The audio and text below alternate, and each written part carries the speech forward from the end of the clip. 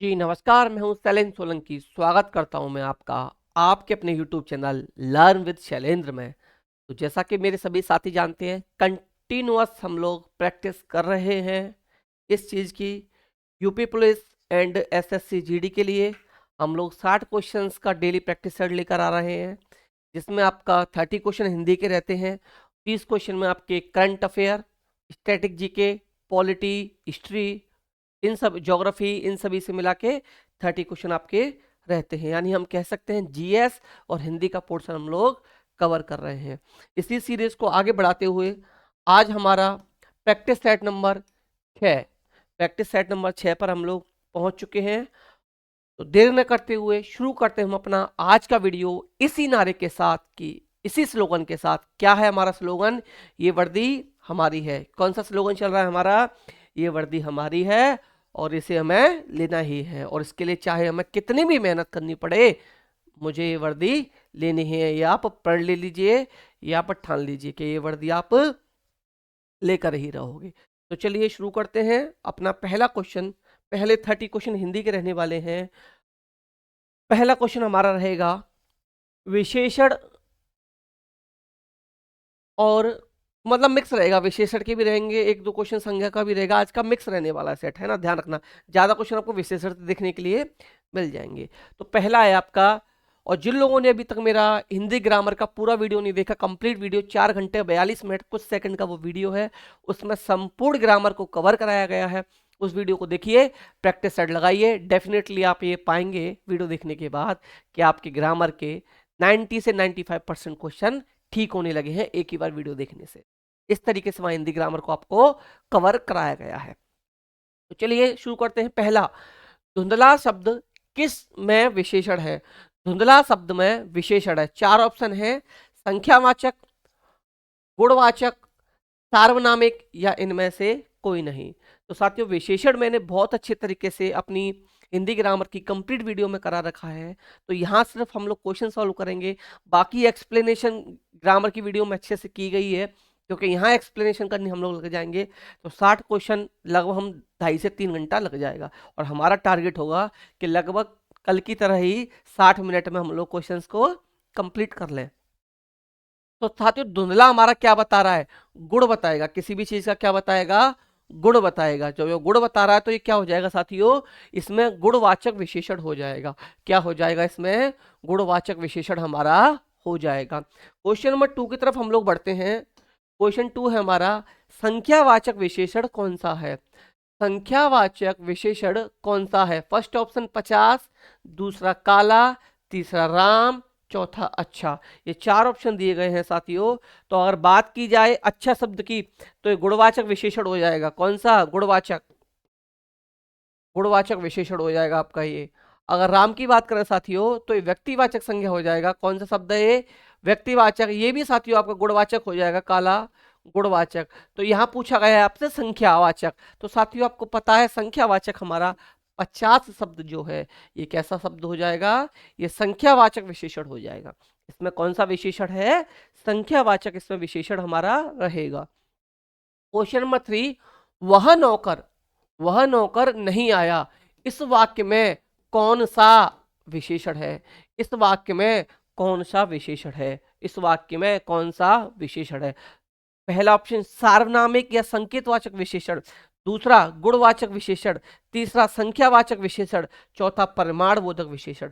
तो देखिए, गुण यहाँ पर कोई बताया नहीं जा रहा, तो यहाँ पर गुणवाचक विशेषण पॉसिबल है नहीं। संख्यावाचक विशेषण इसमें हो नहीं सकता। परिणाम हमें कुछ मिलकर नहीं आ रहा। वह, यह, ये, वे, ये साथियों सभी क्या हो जाते हैं? सार्वनामिक या संकेतवाचक। हम संकेत कर रहे हैं कि वह नौकर, वह नौकर साथियों, हमने उसकी तरफ संकेत कर दिया। वह नौकर, ये नौकर है ना, वह लड़का, तो सारे कैसे हो जाएंगे? ये सार्वनामिक या संकेतवाचक विशेषण हमारे हो जाएंगे। क्वेश्चन नंबर 4 हम देखेंगे। क्वेश्चन नंबर 4 हमारा रहने वाला है, वे शब्द जो विशेषण की विशेषता बताते हैं उन्हें क्या कहते हैं?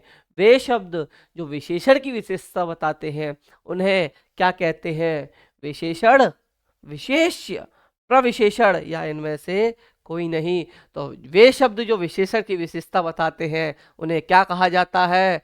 प्रविशेषण कहा जाता है। क्या कहा जाता है? प्रविशेषण कहा जाता है। कि एग्जाम्पल ले लेते हैं हम लोग, उदाहरण ले लेते हैं। उदाहरण हमने लिया आम बहुत मीठा है, ये एग्जाम्पल ले लिया हमने। आम बहुत मीठा है, आम बहुत मीठा है। तो साथियों देखिए आम की विशेषता क्या है? कि वह मीठा है। तो ये हो गया विशेषण। और विशेषण की विशेषता यहाँ पर क्या बता रहा है हमारा? बहुत शब्द बता रहा है कि मीठा तो है लेकिन कैसा मीठा है? बहुत मीठा है। तो इसलिए यहाँ पर बहुत शब्द जो है ये हो जाएगा आपका प्रविशेषण।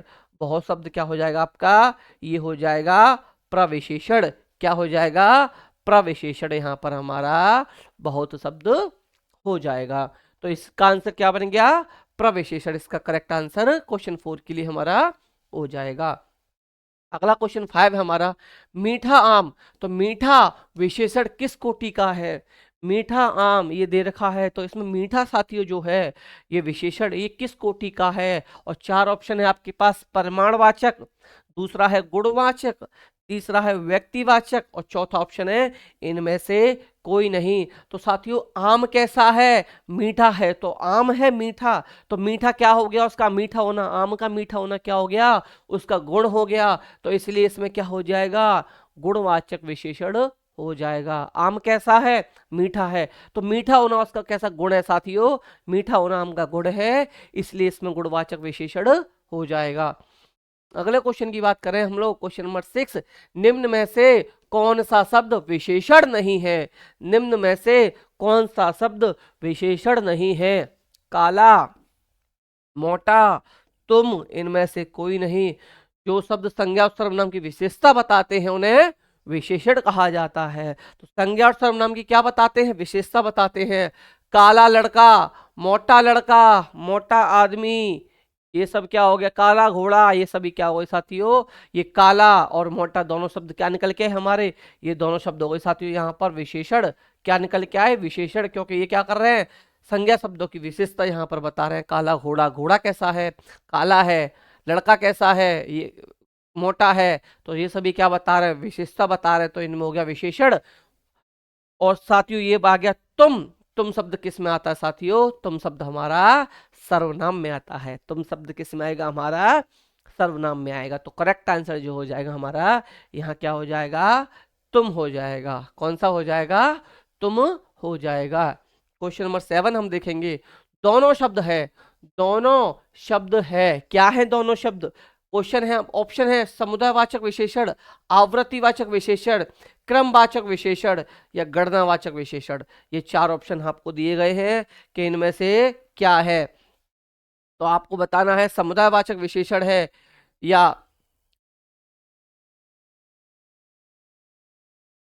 आपका आवृत्तिवाचक विशेषण है या क्रमवाचक विशेषण है या गणनावाचक विशेषण। दोनों साथियों क्या कर रहा है? समुदाय का बोध करा रहा है, ग्रुप बता रहा है। तो क्या हो गया? समुदायवाचक विशेषण हो गया। नेक्स्ट, विशेषण जिस संज्ञा की विशेषता बताता है उसे क्या कहा जाता है? विशेषण जिस संज्ञा की विशेषता बताता है उसे क्या कहा जाता है? फर्स्ट ऑप्शन विशेषण, दूसरा प्रविशेषण, तीसरा विशेष्य, चौथा इनमें से कोई नहीं। तो विशेषण जिस संज्ञा शब्द की विशेषता बताता है उसे साथियों हम लोग विशेष्य कहते हैं। क्या कहते हैं साथियों? विशेष्य कहते हैं। उसे क्या कहा जाता है? विशेष्य कहा जाता है। बोलिए मेरे साथ, विशेषण जिस संज्ञा शब्द की विशेषता बताता है उसे विशेष्य कहा जाता है। उसे विशेष्य कहा जाता है। एक दो बार बोलिए, आपको याद हो जाएगा। क्वेश्चन नंबर 9 देखिए, मैं अभी आ रहा हूं। मैं क्या कर रहा हूं? अभी आ रहा हूं। तो इसमें क्या हो जाएगा साथियों? कालवाचक क्रिया विशेषण, स्थानवाचक क्रिया विशेषण या परिमाणवाचक क्रिया विशेषण या रीतिवाचक क्रिया विशेषण। मैं क्या कर रहा हूं? अभी आ रहा हूं। मैं क्या कर रहा हूं? अभी आ रहा हूं। तो अभी क्या हो गया? समय के रूप में हो गया। तो क्या हो गया? इसमें हो जाएगा हमारा कालवाचक क्रिया विशेषण। कौन सा हो जाएगा? कालवाचक क्रिया विशेषण हो जाएगा। अगला क्वेश्चन है 10, किधर जा रहे हो? किधर जा रहे हो, इसमें आपको विशेषण बताना है कि कौन सा होगा। कालवाचक क्रिया विशेषण होगा या स्थानवाचक क्रिया विशेषण होगा या परिमाणवाचक क्रिया विशेषण होगा या रीतिवाचक क्रिया विशेषण होगा। क्रिया विशेषण के साथियों 4 प्रकार होते हैं। याद रखना है क्रिया विशेषण के कितने प्रकार होते हैं? क्रिया विशेषण के 4 प्रकार होते हैं। कालवाचक क्रिया विशेषण, स्थानवाचक क्रिया विशेषण, रीतिवाचक क्रिया विशेषण, परिमाणवाचक क्रिया विशेषण। क्रिया विशेषण के कितने प्रकार? कालवाचक, स्थानवाचक, रीतिवाचक, परिमाणवाचक। ये सारे क्रिया विशेषण के 4 प्रकार। तो किधर किधर किस में आ जाएगा साथियों? आपका स्थान में आ जाएगा। तो ये क्या हो जाएगा? स्थानवाचक क्रिया विशेषण हो जाएगा। किधर जा रहे हो? स्थानवाचक क्रिया विशेषण हो जाएगा। नेक्स्ट, राधा बहुत बोलती है। राधा बहुत बोलती है, कौन सा विशेषण होगा? कालवाचक क्रिया विशेषण, स्थानवाचक क्रिया विशेषण, परिमाणवाचक क्रिया विशेषण या रीतिवाचक क्रिया विशेषण। 4 ऑप्शन है कि राधा बहुत बोलती है, इसमें कौन सा विशेषण होगा? कालवाचक होगा, स्थानवाचक होगा, रीतिवाचक होगा, परिमाणवाचक होगा, ये बताना है। तो बहुत क्या है साथियों? परिमाण बता रहा है। बहुत क्या बता रहा है? परिमाण बता रहा है। काल होगा नहीं, स्थान होगा नहीं, रीति होगा नहीं, तो क्या हो जाएगा? परिमाणवाचक क्रिया विशेषण। राधा बहुत बोलती है में क्या हो जाएगा? परिमाणवाचक क्रिया विशेषण हो जाएगा। अगला क्वेश्चन 12, संभव है, संभव है, संभव है कि वह आए, संभव है कि वह आए, इसमें कौन सा क्रिया विशेषण हो जाएगा आपका? कालवाचक, स्थानवाचक, परिमाणवाचक, रीतिवाचक। कौन सा क्रिया विशेषण हो जाएगा? तो साथियों संभव है, रीति बता रहा है क्या है? संभव है, संभव है वह आए, संभव है वह आए, तो क्या हो जाएगा? रीतिवाचक क्रिया विशेषण इसमें हो जाएगा। अगला क्वेश्चन, अर्थ के आधार पर, अर्थ के आधार पर क्रिया विशेषण के कितने प्रकार हैं? अभी 2 मिनट पहले बता के आया था। अर्थ के आधार पर क्रिया विशेषण के 4 प्रकार हैं। अर्थ के आधार पर क्रिया विशेषण के 4 प्रकार हैं। अर्थ के आधार पर क्रिया विशेषण के 4 प्रकार हैं। चारों प्रकार लिख लेना, नोट कर लेना, स्क्रीनशॉट लेना चाहो तो स्क्रीनशॉट ले लेना। ये 4 प्रकार यही लिख देता हूं। क्रिया विशेषण के, क्रिया विशेषण के अर्थ के आधार पर, अर्थ के आधार पर 4 प्रकार हैं। कितने प्रकार? 4 प्रकार। और 4 प्रकार कौन कौन से बताए? पहला कालवाचक क्रिया विशेषण, दूसरा स्थानवाचक क्रिया विशेषण, तीसरा परिमाणवाचक क्रिया विशेषण, चौथा रीतिवाचक क्रिया विशेषण। एक बार मेरे साथ बोलिए, अर्थ के आधार पर क्रिया विशेषण के कितने प्रकार हैं? तो 4 प्रकार हैं। कालवाचक क्रिया विशेषण, स्थानवाचक क्रिया विशेषण, परिमाणवाचक क्रिया विशेषण और रीतिवाचक क्रिया विशेषण। 1-2 बार आप बोलिए, आप जिंदगी में इस क्वेश्चन को गलत नहीं करोगे। नेक्स्ट, अगला ये हो चुका था हमारा। नेक्स्ट 14, मोहन सुंदर लिखता है। मोहन सुंदर लिखता है, इस वाक्य में क्रिया विशेषण है। इस वाक्य में क्रिया विशेषण है। मोहन सुंदर और लिखता, और इनमें से कोई नहीं। 4 ऑप्शन है। मोहन क्या हो गया? व्यक्तिवाचक संज्ञा। मोहन क्या हो गया हमारा?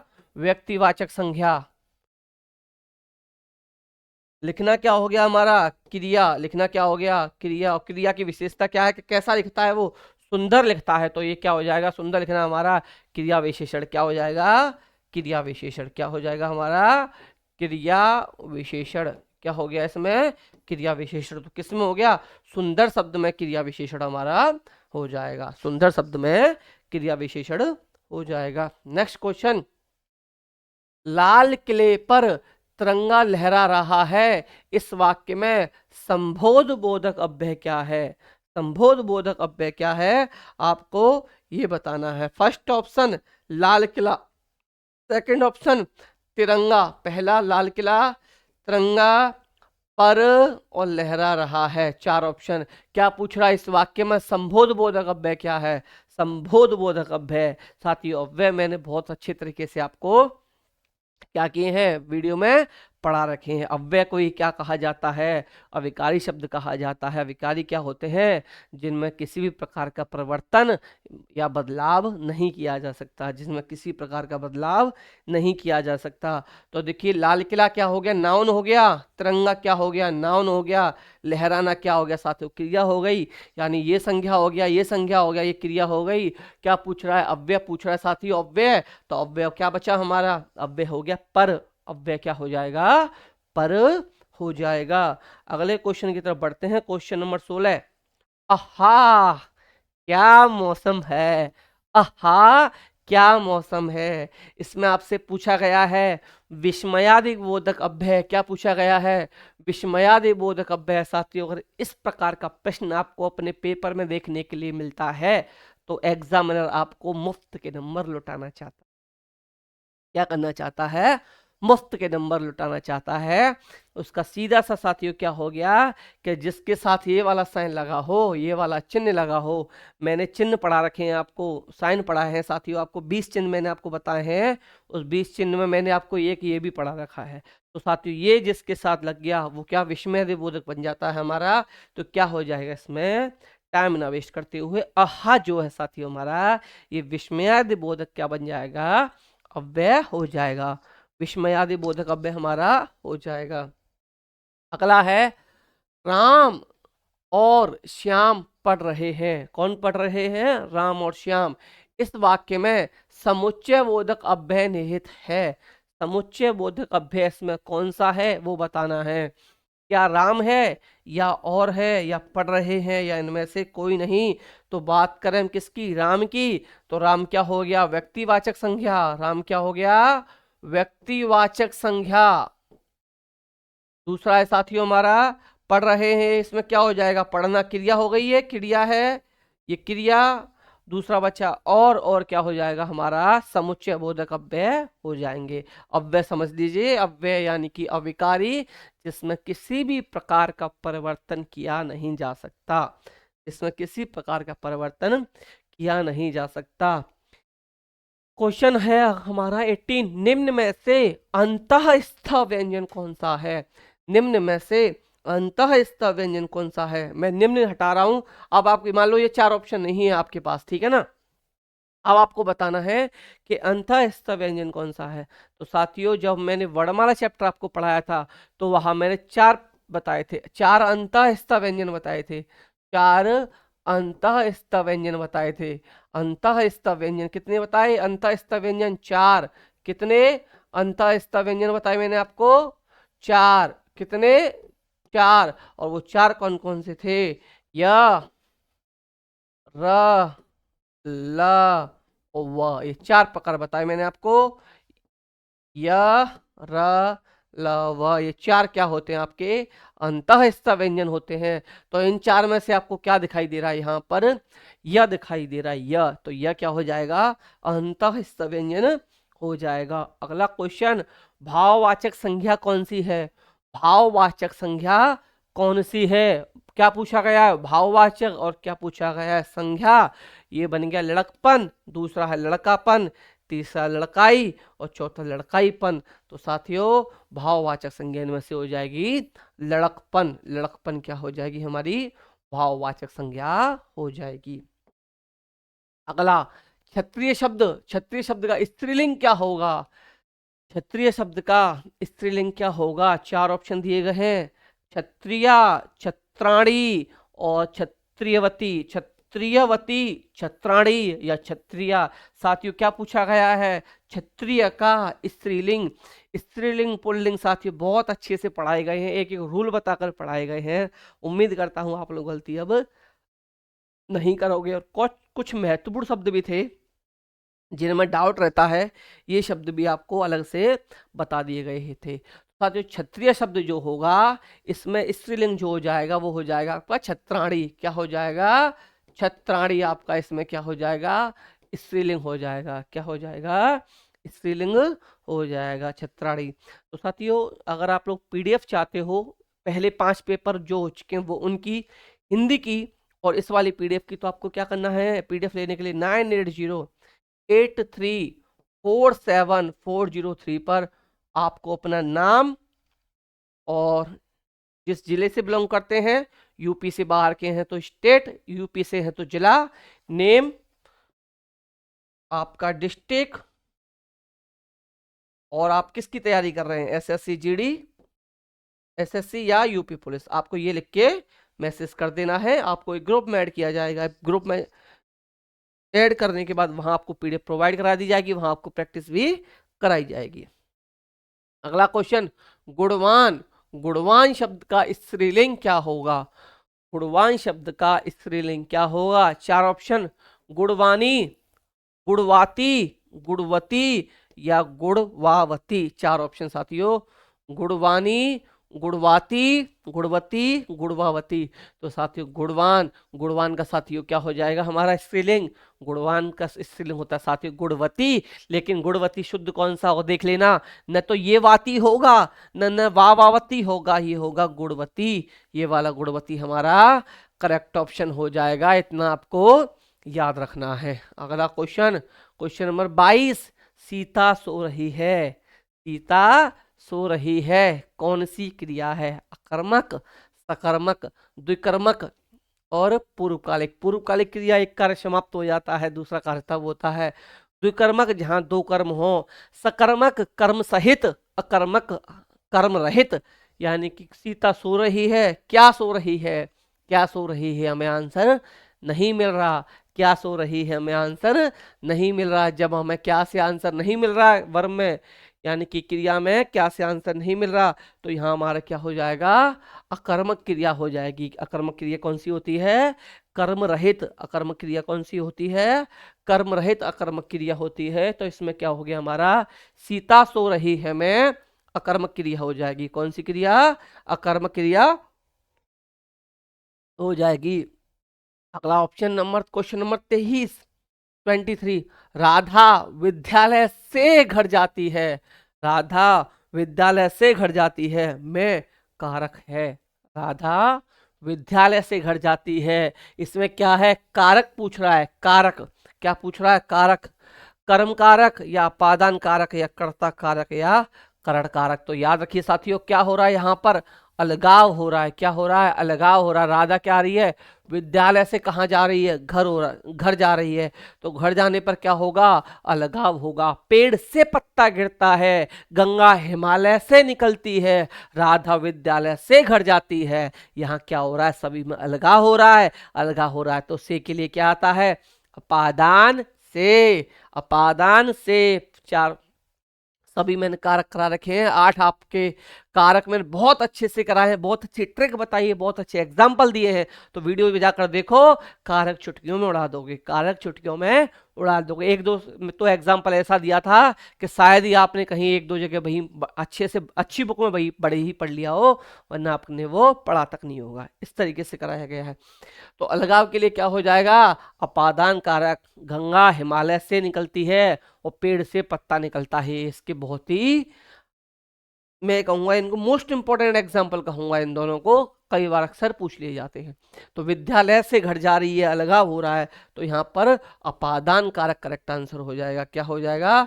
अपादान आपका क्या हो जाएगा? करेक्ट ऑप्शन आंसर हो जाएगा अपादान।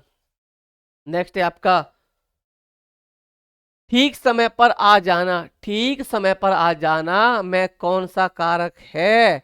कर्ता कारक, कर्म कारक या आपका अधिकरण या आपका लास्ट ऑप्शन अपादान। ये चार ऑप्शन दिए गए हैं, चार में से आपका कौन सा कारक है आपको इतना बताना है। तो चार में से साथियों जो आपका कारक हो जाएगा ठीक समय पर, ठीक समय पर अधिकरण में पर। अधिकरण याद आया? अधिकरण में पर, तो पर आ गया। अधिकरण में पर, अधिकरण में पर, अधिकरण में पर, तो कौन सा हो गया? अधिकरण कारक हो गया। कौन सा कारक? अधिकरण कारक हो गया। अगला मूल स्वर। मूल स्वर कितने प्रकार के होते हैं? मूल स्वर कितने प्रकार के होते हैं? याद कीजिए वर्णमाला चैप्टर। वर्णमाला चैप्टर में क्या बताया था? मूल स्वर, मूल स्वर और मूल स्वर के प्रकार बताए चार। मूल स्वर के प्रकार बताए चार, कौन कौन से? अ, ई, उ और ऋषि। ये साथियों क्या बताए थे? चार प्रकार आपके मूल स्वर के। ये मैंने आपको चार प्रकार किसके बताए थे?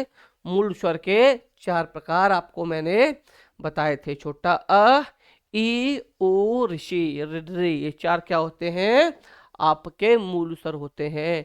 निम्न में से अल्प प्राण व्यंजन कौन सा है? निम्न में से अल्प प्राण व्यंजन कौन सा है? च, छ, ख, इनमें से कोई नहीं। च, छ और ख दिए गए हैं। याद कीजिए, अल्प प्राण की डेफिनेशन 2 बार पढ़ा चुका हूं, एक बार फुल वीडियो में, एक बार ग्रामर की पूरी वीडियो थी उसमें, और दूसरी बार जब पढ़ाया था तो दूसरी बार में साथियों मैंने क्या किया था कि अल्पप्राण महाप्राण का जिस दिन प्रैक्टिस सेट कराया था, शायद प्रैक्टिस सेट नंबर 2 या 3 है वो, वहां मैंने अल्पप्राण महाप्राण घोष अघोष अच्छे तरीके से बताए थे। तो मैंने क्या बताया था, क, च, ट, प और त वर्ग, ये साथियों वर्ग दे रखे हो, तो इनका पहला, तीसरा और पांचवा क्या होता है, अल्प प्राण। क्या होता है, अल्प प्राण। और दूसरा और चौथा क्या होता है, महाप्राण। इतना मैंने आपको बता रखा है, इतना क्या कर रखा है, बता रखा है। क, च, ट, त, प, क, च, ट, त, प, ये साथियों 4-5 वर्ग में 5-5 आपके व्यंजन होते हैं, इनको स्पर्श व्यंजन कहा जाता है। और स्पर्श व्यंजन का पहला, तीसरा, पांचवा अपने अपने वर्ग का साथियों व्यंजन क्या होता है, अल्पप्राण होता है। और दूसरा और चौथा साथियों महाप्राण होता है। दूसरा और चौथा क्या होता है, महाप्राण। तो च वर्ग का साथियों पहला ही व्यंजन है, तो क्या हो जाएगा, अल्पप्राण हो जाएगा। संयुक्त क्रिया किस वाक्य में है, संयुक्त क्रिया किस वाक्य में है, अध्ययन किया गया, वे गए, वे हिसाब लगाना, छोड़ो चलो इसको तो है ही नहीं, कुछ गलत उसने पुस्तक पढ़ी, उसने पुस्तक पढ़ी। तो साथियों यहाँ पर संयुक्त क्रिया यानी 2 क्रिया जुड़ रही होंगी, 2 क्रिया होंगी, पढ़ी एक ही आ गया, गए एक ही आ गया, अध्ययन और किया, अध्ययन किया और गया, यहाँ पर क्या हो गई, 2 क्रिया है आपकी, क्या है, 2 क्रिया है। तो ये दोनों मिलके क्या हो गया, इनको क्या कहेंगे हम लोग, संयुक्त। क्या हो गया ये, संयुक्त क्रिया। क्या हो जाएंगी, संयुक्त क्रिया ये हो जाएंगी। कौन सी क्रिया हो जाएंगी, संयुक्त क्रिया आपकी हो जाएंगी। अगला क्वेश्चन देखेंगे हम लोग 28, राम ने श्याम को चाय पिलाई, इस वाक्य में क्रिया है, राम ने श्याम को चाय पिलाई, इस वाक्य में क्रिया है अकर्मक, सकर्मक, पूर्वकालिक और द्विकर्मक। इसमें आपको बताना है कौन सी है, एक कर्म वाली है, दुकर्मक है, पूर्वकालिक है या कौन, अकर्मक, सकर्मक, पूर्वकालिक या द्विकर्मक। तो साथियों याद रखना, इसमें देखिए श्याम, राम क्या हो जाएगा, इसमें कर्ता का काम कौन कर रहा है, राम, श्याम क्या हो गया, कर्म का काम कर रहा है यहाँ पर, और चाय ये भी क्या हो जाएगी, कर्म हो जाएगा। जहां 2 कर्म हो जाते हैं साथियों, यहाँ 2 कर्म हो जाते हैं, उनमें द्विकर्मक क्रिया हो जाती है, उनमें द्विकर्मक क्रिया हो जाती है। अगला क्वेश्चन 29 क्वेश्चन साथियों हिंदी का हमारा है, राधा अच्छा गाती है, राधा अच्छा गाती है, विशेषण की कौन सी अवस्था है, राधा अच्छा गाती है, मूलावस्था, उत्तरावस्था या उत्तमावस्था। साथियों जाओ, मैंने अच्छे तरीके से बताया था, मूलावस्था पॉजिटिव डिग्री, उत्तरावस्था कंपैरेटिव डिग्री, उत्तमावस्था सुपरलेटिव डिग्री। मूलावस्था पॉजिटिव डिग्री सिंपल रहेगी, 2 लोगों के बीच में कभी भी तुलना करनी हो, वहां क्या आएगा, कंपैरेटिव यानी कि उत्तरावस्था। और 2 से ज्यादा के बीच में तुलना की बात हो या कुछ बात हो 2 से ज्यादा की बात हो, तो वहां पर क्या आता है, उत्तम अवस्था आती है। जैसे राम अच्छा लड़का है, राम अच्छा लड़का है, ये क्या हो गया, इसी का एग्जाम्पल लेते हैं, राधा अच्छा गाती, चलिए इसी को एग्जाम्पल मान के करते हैं, राधा अच्छा गाती है, राधा अच्छा गाती है, ये क्या होगी हमारी, राधा अच्छा गाती है, गाती है, ये हो गया साथियों हमारा क्या हो गया, मूलावस्था हो गया। अच्छा अब देखो यहाँ पर, राधा मीरा से अच्छा गाती है, मान लीजिए राधा, राधा मीरा से, मीरा से अच्छा गाती है, अच्छा गाती है।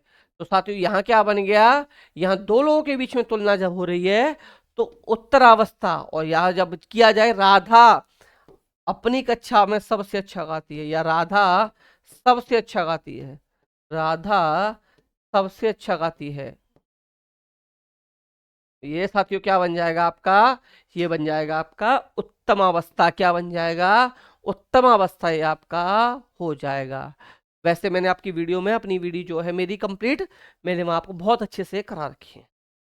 अगला लास्ट क्वेश्चन है साथियों हमारा आज की हिंदी का, और 30 मिनट में ही हमने अपने 30 क्वेश्चन पूरे कर लिए। करो या मरो, इस वाक्य में अव्यय की पहचान करो।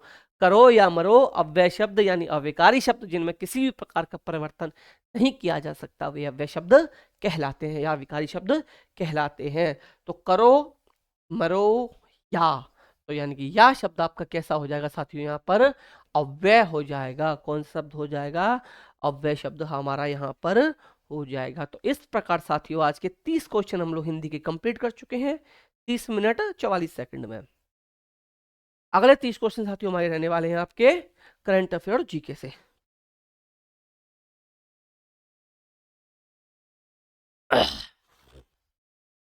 तो देखिए साथियों, करंट अफेयर का पहला क्वेश्चन, काकोरी कांड का नाम बदलकर, ये बदल कर है साथियों ना, बदल कर क्या कर दिया गया है, काकोरी कांड का नाम बदलकर क्या कर दिया गया है। Most important question, most important खास करके यूपी पुलिस के लिए, मोस्ट इंपोर्टेंट खास करके यूपी पुलिस के लिए। काकोरी कांड का नाम बदल क्या कर दिया, चार ऑप्शन, काकोरी बस action, Kakori train action, Kakori कांड ट्रेन एक्शन, और इनमें से कोई नहीं, इनमें से कोई नहीं। तो याद रखना साथियों, काकोरी कांड सबने अच्छे से पढ़ा हुआ है, नहीं पढ़ा तो हिस्ट्री पढ़ाई जाएगी, वहां पर आपको इसको अच्छे से एक्सप्लेन कर दिया जाएगा काकोरी कांड के मामले में। तो साथियों ये कर दिया गया है Kakori train action, Kakori train action इसका नाम बदल कर दिया गया है। अगला है पुराना संसद, पुराना संसद, पुराना संसद का नाम बदलकर क्या हो गया है, पुराना संसद का नाम बदलकर क्या हो गया है, नया संसद भवन, संविधान भवन या संविधान सदन, या इनमें से कोई नहीं। तो साथियों पुराना संसद का नाम बदलकर जो कर दिया गया है, ये कर दिया गया आपका संविधान सदन। क्या कर दिया गया है, संविधान सदन इसका नाम कर दिया गया है। किसका, पुराना सदन का, पुराना सदन का नाम बदलकर संविधान सदन कर दिया गया है। अगला क्वेश्चन बढ़ते हैं हम लोग 33 की तरफ। प्रकाश सिंह बादल, प्रकाश सिंह बादल का निधन कब हुआ, 25 अप्रैल, 25 अप्रैल 2023 को उनका निधन हुआ। 25 अप्रैल 2023 को निधन हुआ, ये डेट याद रखनी है।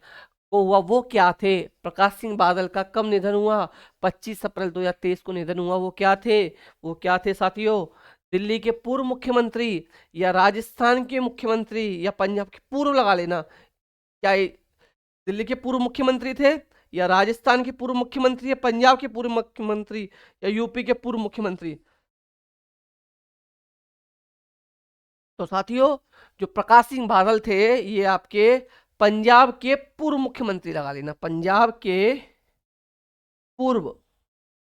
और यहाँ पे आ गया हमारा हंस पद, अच्छे से पढ़ा रखा है, त्रुटि बोधक या हंस पद हमने लगा लिया। पंजाब के पूर्व मुख्यमंत्री रह चुके थे प्रकाश सिंह बादल, जिनका 25 अप्रैल 2022 सॉरी 2023 को निधन हो गया। अगला है साथियों हमारा 34,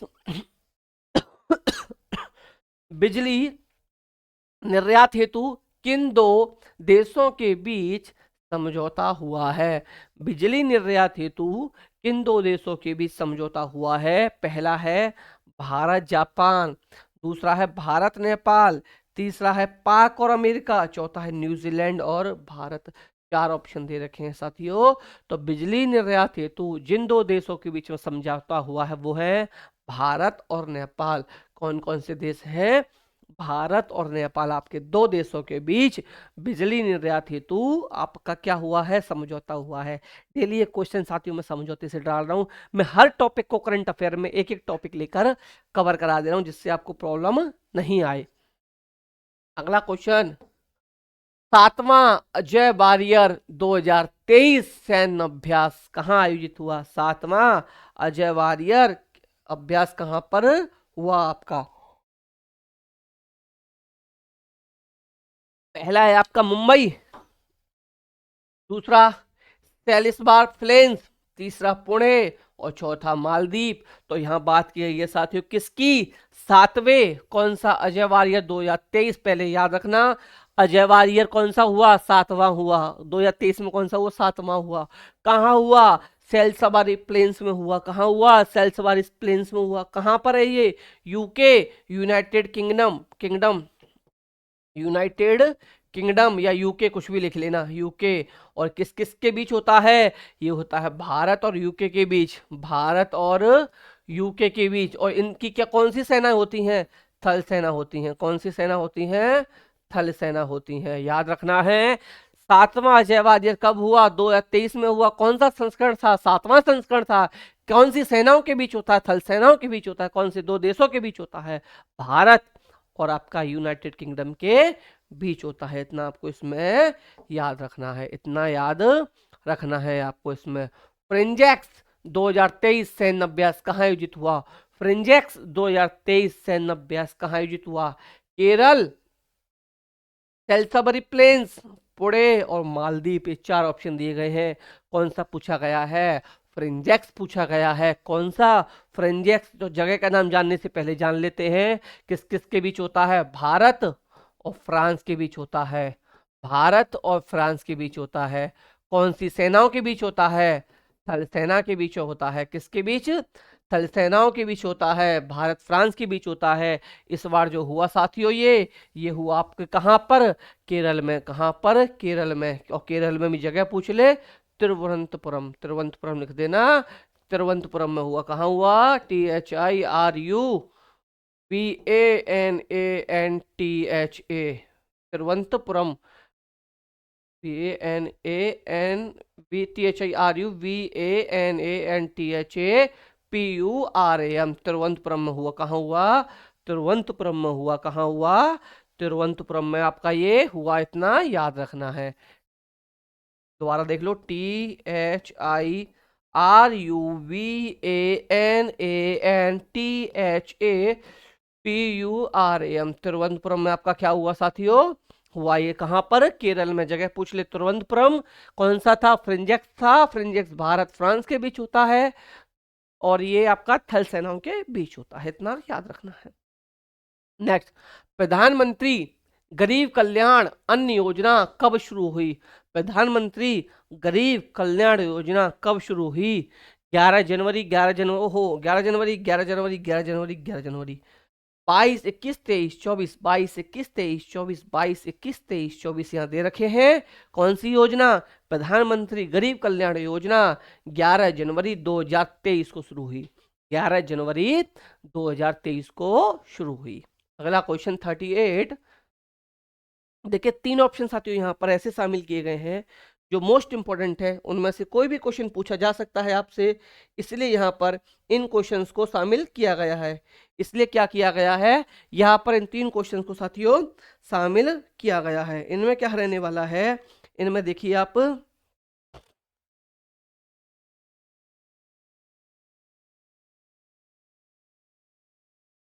देखिए अगर हम बात करें पहले की, देखिए ऑपरेशन करुणा, ऑपरेशन करुणा क्या किया है साथियों, भारत सरकार या नौसेना, भारत सरकार या भारतीय नौसेना ने चलाया, किसके लिए, चक्रवात मोर्चा से प्रभावित म्यांमार की सहायता के लिए, म्यांमार की सहायता के लिए, शायद सहायता नहीं, सहायता के लिए, म्यांमार की सहायता के लिए। फिर समझिए, फिर पढ़िए कि ऑपरेशन करुणा साथियों जो है भारत सरकार, और फिर भारत सरकार में क्या, भारतीय नौसेना ने चलाया, किस लिए, चक्रवात मोर्चा से प्रभावित म्यांमार की सहायता, चक्रवात मोर्चा से प्रभावित म्यांमार की सहायता के लिए। दूसरा ऑपरेशन कावेरी, ये कौन सा था, ऑपरेशन करुणा, ये है ऑपरेशन कावेरी, किसने चलाया, भारत सरकार द्वारा युद्धग्रस्त, किसमें, सूडान, भारत सरकार द्वारा युद्धग्रस्त सूडान में फंसे किन के लिए, भारतीयों को वापस लाने के लिए, किस लिए, भारतीयों को वापस लाने के लिए। ऑपरेशन कावेरी क्या किया, भारत सरकार ने चलाया, युद्धग्रस्तों, युद्ध में सूडान में फंसे हुए भारतीय थे, उनको वापस लाने के लिए कौन सा चलाया, ऑपरेशन कावेरी चलाया। इसके बाद अगला हमारा हो जाएगा ऑपरेशन मर्यादा, कौन सा? ऑपरेशन मर्यादा साथियों, ये यूके की पुलिस यानी उत्तराखंड की पुलिस द्वारा चलाया गया, किसके लिए? तीर्थ स्थलों एवं पर्यटक स्थलों में स्वच्छता बनाए रखने के लिए। क्या करने के लिए? स्वच्छता बनाए रखने के लिए। तो 3 मैंने आपको यहां पर बताए, और भी हैं, उनको आगे शामिल किया जाएगा। 2-2 3-3 लेते चलिए, डाइजेस्ट होना जरूरी है।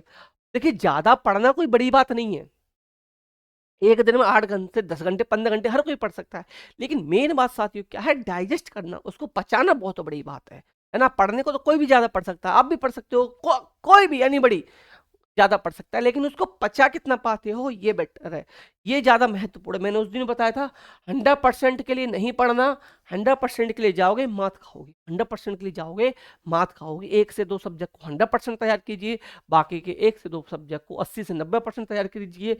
एवरेज आपका 90% जहां आ जाएगा, 90% साथियों, तो आप टॉप रैंकर में मिलोगे, इतनी मैं गारंटी लेता हूँ। 100% के लिए कभी भी मत पढ़ना, 100% के लिए जाओगे पछताओगे। सिलेबस, अगर आपका किसी भी कंपटीशन एग्जाम में साथियों बैठे हो ना, और आपका सिलेबस 70 से 80% तैयार है, 70 से 80% सिलेबस आपका कंपटीशन एग्जाम में तैयार है, लेकिन वो ऐसा है कि 80% मतलब 80%, 100 में से 80 क्वेश्चन आप किसी में कर रहे हो ना, और जहां नेगेटिव की बात है, तो साथियों आप रैंक टॉप रैंकर, सिलेक्शन नहीं, मैं टॉप रैंकर की बात कर रहा हूं, टॉप रैंकर्स में आपका नाम होगा। तो मेरी बात मानिए, 100% के पीछे मत भागिए। अगर 3 सब्जेक्ट अच्छे हैं, 1 सब्जेक्ट वीक है, तो तीनों सब्जेक्ट पे इतनी कमांड बना लीजिए साथियों कि मान लीजिए 35-35 क्वेश्चन भी आप उनमें सॉल्व कराते हो, तो साथियों आपके 35 इंटू 3 115 क्वेश्चन हो गए साथियों, 115 इंटू 2 यानी कि 230 नंबर साथियों आप रैंक में मिलोगे। इसमें मिलोगे, रैंक में मिलोगे। और क्या साथियों, आपका जो कमजोर सब्जेक्ट है, क्या आप 35-37 क्वेश्चन में से 10 से 15 क्वेश्चन भी नहीं कर पाओगे? क्या 10 से 15 क्वेश्चन भी नहीं कर पाओगे? ये बताओ आप मुझे, ये बताइए। तो चारों सब्जेक्ट के पीछे मत भागिए, मैं फिर कह रहा हूं, मेरी बात को आज ध्यान से सुन लीजिए, चारों सब्जेक्ट के पीछे मत भागिए। अगर 3 सब्जेक्ट मजबूत हैं, तो उन्हीं 3 सब्जेक्ट को मजबूत कीजिए। 2 सब्जेक्ट मजबूत हैं, तो 2 को बहुत मजबूत कीजिए, 2 को थोड़ा थोड़ा तैयार कर लीजिए। 100% नहीं करना, 80 से 90% जिसका सिलेबस तैयार है। आपको हिंदी ग्रामर का तो साथियों मैंने एक वीडियो डाल रखी है, उसी दिन सिलेबस कंप्लीट, उसमें सिर्फ विलोम शब्द और पर्यायवाची शब्द को छोड़ दिया जाए, तो साथियों सब मुहावरे लोकोक्तियों को छोड़ दिया, सब कुछ कराया गया है। मान लो इनसे कितने क्वेश्चन बनेंगे? 3 से 4 क्वेश्चन बन जाएंगे, और इनको भी मैं एक वीडियो में कवर करा दूंगा। 5 घंटे की वीडियो नहीं है साथियों, 5 घंटे में आपका एक सब्जेक्ट तैयार, और सब्जेक्ट भी साथियों कैसा, उसकी लगातार प्रैक्टिस यहाँ दी जा रही है। और 37 में से पता चलेगी कि 35 से 37 क्वेश्चन डायरेक्ट कहां से फंस गए, यही प्रैक्टिस सेट ही फंस गए। क्योंकि ऐसे एग्जाम्पल लेके आ रहा हूं साथियों, जो कहीं ना कहीं एग्जाम में ज्यादा बार आपसे पूछे जाते हैं, ज्यादा बार पूछे जाते हैं। तो हिंदी की वीडियो को देखिए, उसके बाद साथियों आप महसूस करेंगे, अपने आप में आप अलग ही कॉन्फिडेंट महसूस करेंगे कि हाँ, मेरे हिंदी के 90% क्वेश्चन सही जाने लगे हैं। तो साथियों, किसी सब्जेक्ट में आप 90 से 95% मार्क्स ला रहे हो ना, तो अपने आप में साथियों आप टॉप रैंकर की लिस्ट में ऑटोमेटिक आ जाओगे। तो तीनों साथियों याद रखना, ऑपरेशन करुणा भारतीय सरकार या नेवी ने चलाया, किसके लिए? चक्रवात मोर्चा से प्रभावित लोगों की, म्यांमार की सहायता के लिए। ऑप्शन 2, दो दूसरा था ऑप्शन मेरा कावेरी, ऑप्शन कावेरी, ये भारत सरकार ने चलाया था साथियों, सूडान में फंसे भारतीयों को वापस लाने के लिए। तीसरा ऑपरेशन मर्यादा, उत्तराखंड पुलिस द्वारा चलाया गया था, तीर्थ स्थलों पर साफ सफाई और स्वच्छता बनाए रखने के लिए। अगला, वैश्विक शांति सूचकांक, वैश्विक शांति सूचकांक 2023 में कौन सा देश शीर्ष स्थान पर है?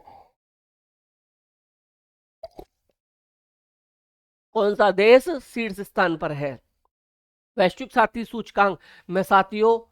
पहला ऑप्शन आइसलैंड, दूसरा अमेरिका, तीसरा चीन, चौथा भारत। तो साथियों, इसमें पहला ऑप्शन जो है पहले नंबर पर हो जाएगा आपका आइसलैंड। अब बात करते हैं हमारा प्यारा भारत, यह है साथियों आपका 126वां स्थान, 126वां स्थान। और टोटल देश पूछ लिए हैं साथियों, टोटल देश पूछ लिए जाए आपसे, तो टोटल जो कंट्री है साथियों, इसमें 163 शामिल हैं। कितने? 163 शामिल हैं, इससे ज्यादा नहीं पूछेगा, या तो पहला पूछेगा या भारत का पूछेगा। किसका? पहला या भारत का? तो भारत का कौन सा हो गया साथियों? भारत का स्थान आपका यहाँ पर हो जाएगा 126वां, और 126 टोटल 163 है। अगला है साथियों, सतत विकास रिपोर्ट 2023 में शीर्ष स्थान पर है। सतत विकास में तीर्थ स्थान पर कौन सा देश है, आपको इतना बताना है। तो चार ऑप्शन, फिनलैंड, अमेरिका, चीन और भारत। ये किसमें 2023 वाला, आपको इतना याद रखना है। कौन सा है, 2023 वाला है, इतना आपको याद रखना है। तो यहाँ पूछा गया कौन सा देश शीर्ष स्थान पर, तो पहला है साथियों फिनलैंड। फिनलैंड आपका शीर्ष स्थान पर हो जाएगा। बात करेंगे हम भारत की, भारत का स्थान रहेगा साथियों 112वां। 112वां टोटल देश रहेंगे 166। कितने, 166 देश आपके टोटल रहेंगे। भारत का स्थान 12वां। पहला स्थान फिनलैंड, पहला स्थान फिनलैंड का रहेगा। किसका रहेगा, फिनलैंड का रहेगा, आपको इतना याद रखना है। वैश्विक शांति सूचकांक आइसलैंड पहला, भारत का 126वां, टोटल देश 163। वैश्विक शांति सूचकांक आइसलैंड याद रखना। और साथियों याद रखना, सतत विकास रिपोर्ट के अनुसार शीर्ष स्थान किसका है, फिनलैंड का है। भारत का स्थान 112वां, 166 देश और फिनलैंड पहला। अगला दो क्वेश्चन और है मोस्ट इंपोर्टेंट, यूपी से ही इनको शामिल किया गया है। भारत का पहला वैदिक थीम वाला पार्क वेद वन पार्क की शुरुआत यूपी के नोएडा में, यूपी के कहा हुई, नोएडा में हुई। वो भी किस में हुई, सेक्टर 78 में हुई। इससे ज्यादा एग्जामिनर डिटेल में नहीं जाएगा, ज्यादा से ज्यादा राज्य पूछेगा। राज्य में, सॉरी, राज्य में क्या पूछ सकता है आपका, सिटी का नेम पूछ सकता है। कहाँ हुई, नोएडा में हुई।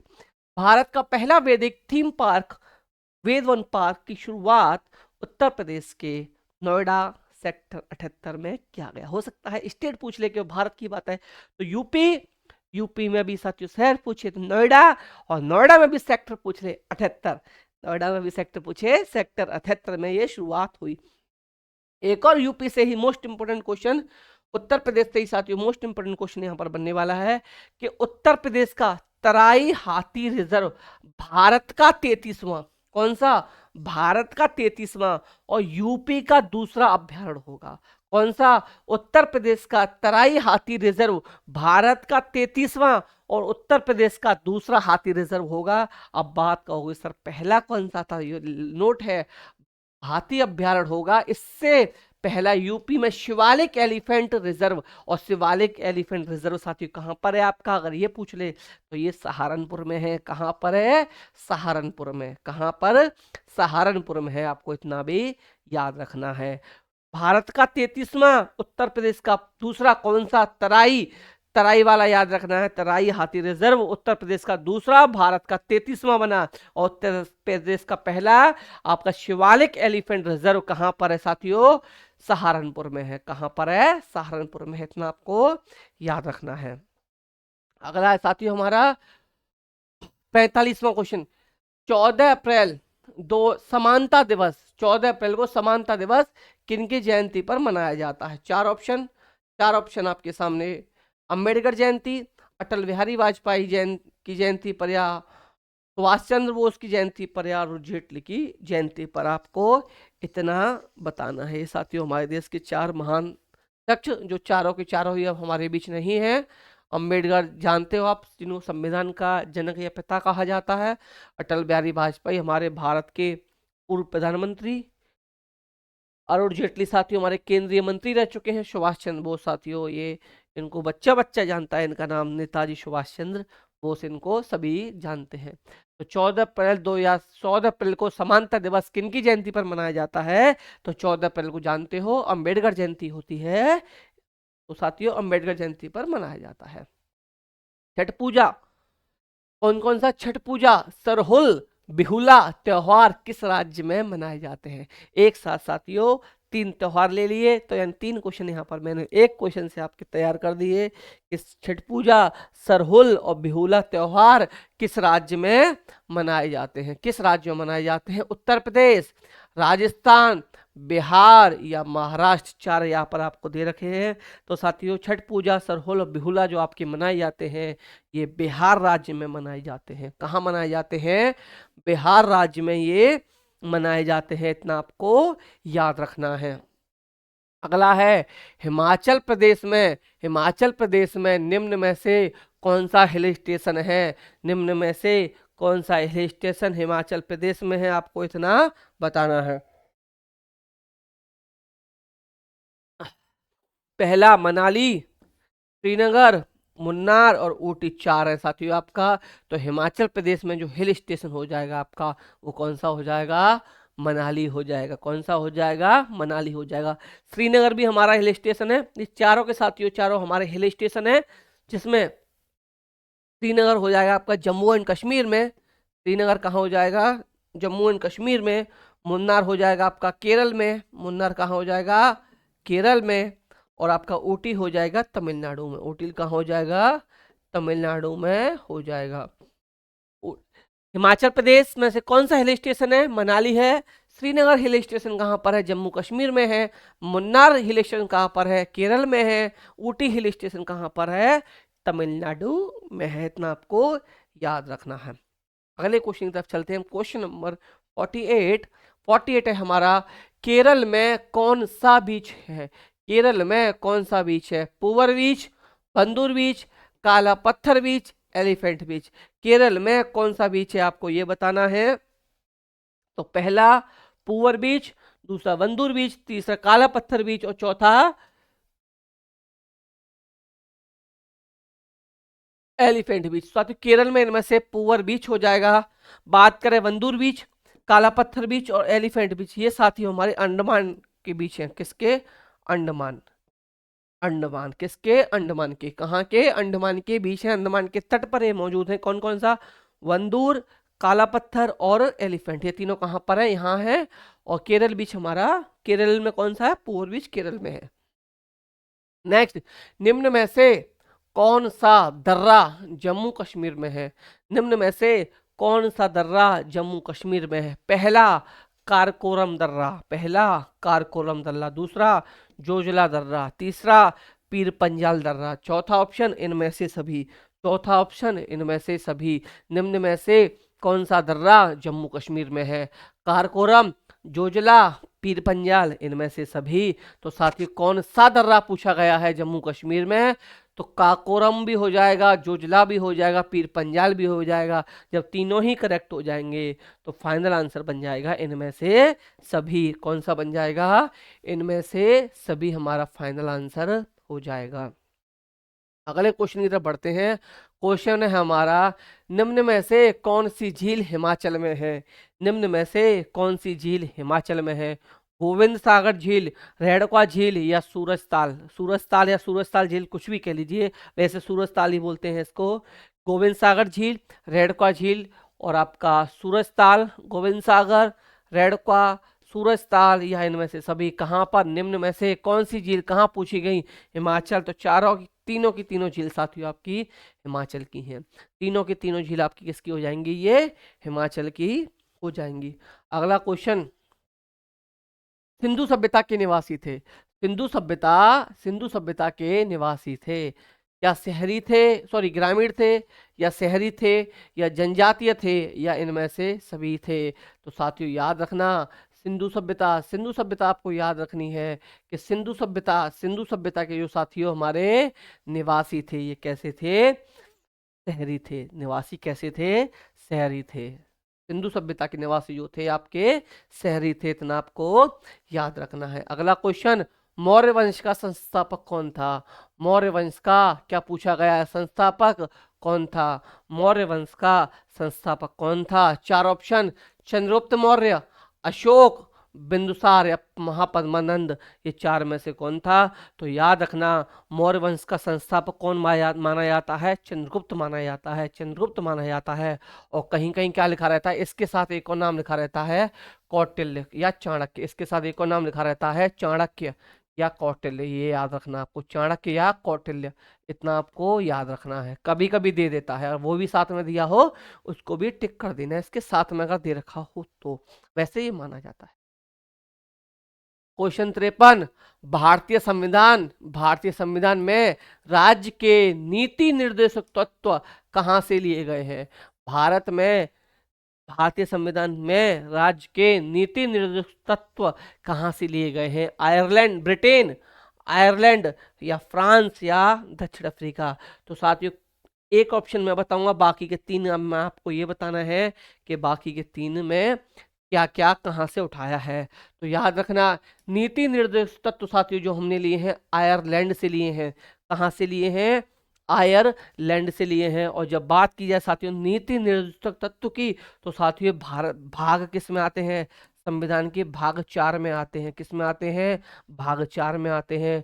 और भाग 4 में साथियों आपसे अगर अनुच्छेद पूछ लिए जाए, तो भाग 4 में साथियों अनुच्छेद जो है, भाग 4 में अनुच्छेद अनुच्छेद जो हो जाएंगे साथियों आपके, ये हो जाएंगे अनुच्छेद जो हो जाएंगे, अनुच्छेद आपके 36 से 51 तक हो जाएंगे। 36 से 51, 36 से 51 कहाँ हो जाएंगे? भाग 4 में आपके अनुच्छेद हो जाएंगे। भाग 4 में आपके अनुच्छेद हो जाएंगे। एक क्वेश्चन में बताया था राज्य के नीति निर्देशक तत्व, वहीं कभी कभी क्या पूछ लेता है, मूल अधिकार कौन से भाग में है?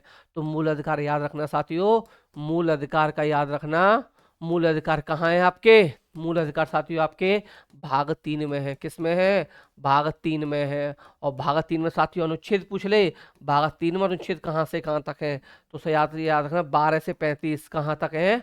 12 से 35 तक है। इतना आपको याद रखना है, 12 to 35। नेक्स्ट क्वेश्चन, अच्छा इसका आंसर बता दिया मैंने, कब आयरलैंड, ठीक है बता दिया। नेक्स्ट, भारत की संसद में निम्नलिखित शामिल है। भारत की संसद में निम्नलिखित शामिल है। कौन कौन शामिल है? राज्यसभा शामिल है, लोकसभा शामिल है, दोनों शामिल हैं, राष्ट्रपति, राज्यसभा, लोकसभा। जब हमें बेस्ट ऑप्शन मिल गया तो हम बेस्ट ऑप्शन की तरफ चले जाएंगे, क्योंकि इसमें आपका ये सब कुछ शामिल है। तो इसमें ये भी दे रखा है, ये भी दे रखा है, भारत की संसद में ये शामिल है। और संसद के सदन पूछ लिए जाए साथियों, एक क्वेश्चन पूछ लिया जाता है अगर इस तरीके से क्वेश्चन आए, तो साथियों ये हो गया। वैसे संसद के सदन 2 सदन, संसद के सदन 2 सदन कौन कौन से? पहला लोकसभा और दूसरा राज्यसभा, दूसरा राज्यसभा, दूसरा राज्यसभा। क्या अंतर है यहाँ साथियों? स्थाई अस्थाई। ये कैसा सदन? अस्थाई। ये कैसा सदन? स्थाई। लोकसभा निम्न सदन, लोकसभा निम्न सदन, कैसा सदन है? निम्न सदन है। ये हो गया अस्थाई,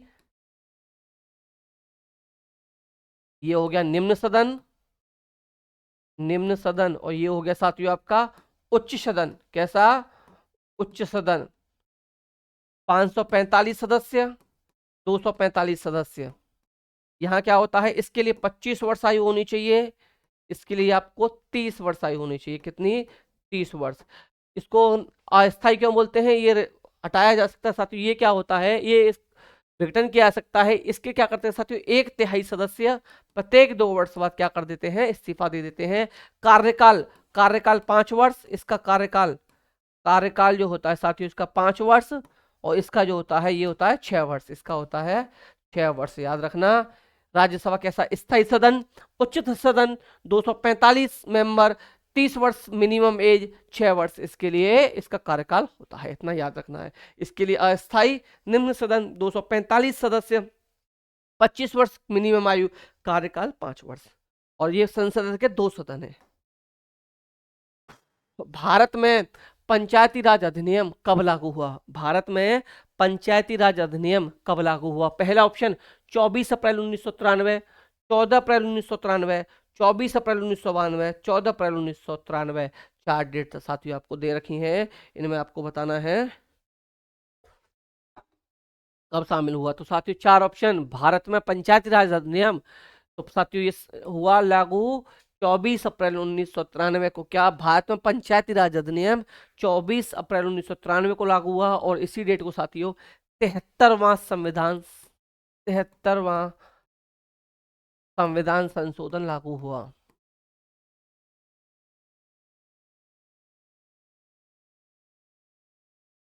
लागू 73वां संविधान संशोधन कब लागू हुआ? आपका 24 अप्रैल 1993 को लागू हुआ। और वहीं पंचायती राज अधिनियम उसी दिन लागू हुआ। अगला, भारत में रेलवे तंत्र कब स्थापित किया गया? भारत में रेलवे तंत्र कब स्थापित किया गया? 4 ऑप्शन साथियों, 1969, 1753, 1953, 1853, 1853 में किया गया। मुंबई से थाने के बीच, मुंबई से थाने के बीच कितने किलोमीटर? 35 किलोमीटर। क्या याद रखना, मुंबई से ठाणे के बीच 35 किलोमीटर स्थापित किया गया। अगला ऑप्शन, कृषि प्रकार किस प्रकार की मानवीय आर्थिक क्रिया है? कृषि किस प्रकार की मानवीय आर्थिक क्रिया है? तो साथियों कृषि जो हो जाएगी आपकी, ये प्राथमिक प्रकार की मानवीय आर्थिक क्रिया हो जाएगी। अगला क्वेश्चन 50, विषुवतीय प्रदेश में वर्षा कब होती है? तो विषुव गर्मी में, सर्दी में, साल भर या कभी नहीं? तो साथियों विषुवतीय प्रदेश में जो आपकी वर्षा होती है ये होती है आपकी साल भर। कब होती है? साल भर होती है। अगला क्वेश्चन, कनाडा के मध्य अक्षांशीय घास के मैदान क्या कहलाते हैं? कनाडा के अक्षीय घास के मैदान क्या कहलाते हैं? आपको इतना बताना है। क्या करना है? इतना बताना है। प्रेरी, पंपास, स्टेपी या डाउन्स? प्रेरी, पंपास, स्टेपी या डाउन्स? तो कनाडा के साथियों कहलाते हैं आपके प्रेरी। क्या कहलाते हैं? प्रेरी। पंपास साथियों ये पाए जाते हैं अर्जेंटीना। कहाँ पाए जाते हैं? अर्जेंटीना में पाए जाते हैं। आपको इतना याद रखना है। स्टेपी एशिया याद रखना। स्टेपी क्या याद रखना? एशिया याद रखना। ठीक है ना। डाउन्स, डाउन्स पाए जाते हैं साथियों आपके ऑस्ट्रेलिया में। डाउन्स कहाँ पाए जाते हैं? ऑस्ट्रेलिया में। ऑस्ट्रेलिया, ऑस्ट्रेलिया, ऑस्ट्रेलिया, ये याद रखना। देखिए डाउन्स याद रखना, ट्रिक याद रखना। क्रिकेट आप लोग देखते हो तो बाउंस सबसे ज्यादा कौन फेंकते हैं साथियों? बाउंस फेंकते हैं ऑस्ट्रेलिया के लोग। तो डाउन्स कहाँ पाए जाते हैं? बाउंस फेंकते हैं ऑस्ट्रेलिया, तो डाउन्स होते हैं ऑस्ट्रेलिया। बाउंस कौन फेंकते हैं? ऑस्ट्रेलिया के देश। तो याद रखना। इसके बाद साथियों वेल्ड, वेल्स या वेल्ड लिखा आएगा कहीं कहीं, वेल्ड, वेल्स या वेल्ड आ जाए, या वेल्ड आ जाता है कभी कभी। वेल्ड साथियों पाए जाते हैं दक्षिण अफ्रीका। वेल्ड कहाँ पाए जाते हैं? दक्षिण अफ्रीका में पाए जाते हैं। तो दक्षिण अफ्रीका कैसे याद रखोगे? आपने याद रखना साथियों, सबसे ज्यादा बोल्ड कौन मारता है? सबसे ज्यादा बोल्ड कौन मारता? डेल स्टेन याद हो साथियों, बोल्ड ही बोल्ड मारता था, है ना। अफ्रीका के लोग बहुत बोल्ड मारते हैं। तो बोल्ड कौन मारता है? अफ्रीका के लोग। तो याद रखना बोल्ड अफ्रीका। बाउंस कौन फेंकता है? बाउंस कौन फेंकता है साथियों? ऑस्ट्रेलिया के लोग। तो बाउंस से डाउन्स आपको याद रखना है। स्टेपी साथियों Asia, pampas Argentina, prairie Canada, इतना आपको याद रखना है। हो सकता है एग्जाम में यहीं से फंस जाए, देखने के लिए आपको मिल जाए। हो सकता है एग्जाम में यहीं से आपको देखने के लिए मिल जाए, याद रखना। अच्छा, यूरोप और मध्य एशिया भी दे दिया जाए। यूरोप और मध्य एशिया तो वो इसी में हो जाएंगे। यूरोप और मध्य एशिया भी इसी में हो जाएंगे। यूरोप, मध्य एशिया ये भी किस में हो जाएंगे? इसी में हो जाएंगे, याद रखना। अगला है आपका लास्ट क्वेश्चन, सदाबहार वर्षावन कहाँ पाए जाते हैं? सदाबहार वर्षावन साथियों ऑस्ट्रेलिया, ब्राजील, कनाडा या फ्रांस, चार ऑप्शन दिए गए हैं आपको। तो सदाबहार वर्षावन जो पाए जाते हैं ये ब्राजील में पाए जाते हैं। कहाँ पर? ब्राजील। तो साथियों आज 2 मिनट हमें एक्स्ट्रा लगे, थोड़ा सा एक्सप्लेनेशन ज़्यादा हो गया था, इसलिए 2 मिनट एक्स्ट्रा लगे। बाकी का 60 मिनट टारगेट था, हमने 62 मिनट में अपना टारगेट पूरा कर लिया और प्रैक्टिस नंबर 6 हमने कंप्लीट कर लिया। तो जो भी लोग इस अभी तक जितने प्रैक्टिस हो सके हैं प्रैक्टिस सेट उनकी पीडीएफ चाहते हैं तो आप इस नंबर पर मैसेज करके पीडीएफ ग्रुप में ऐड हो जाएंगे। उसके बाद आपको पीडीएफ सेंड की जाएगी। इस नंबर पर मैसेज करके आप ग्रुप में ऐड हो सकते हो। बाकी का आई होप आपको सेशन पसंद आया होगा, वीडियो पसंद आई होगी। अगर वीडियो पसंद आए तो प्लीज़ प्लीज़ प्लीज़ वीडियो को लाइक शेयर जरूर कीजिएगा। और जिन लोगों ने अभी तक चैनल को सब्सक्राइब नहीं किया वो सब्सक्राइब कर लीजिए। और जो लोग वीडियो देखते हैं वो 5 से 10 लोगों को कम से कम वीडियो शेयर करके उनसे चैनल को सब्सक्राइब करवाएंगे। मुझे ऐसी आप लोगों से उम्मीद है आपको मेरी मेहनत पसंद आ रही होगी। तो मिलते हैं साथियों नेक्स्ट वीडियो में। तब तक के लिए आप हंसते रहिए, मुस्कुराते रहिए। आपको लेनी है जॉब, आपका लाइफ का सबसे इंपॉर्टेंट काम पढ़ाई करना है तो पढ़ते भी रहिए, हंसते रहिए, मुस्कुराते रहिए, पढ़ते रहिए।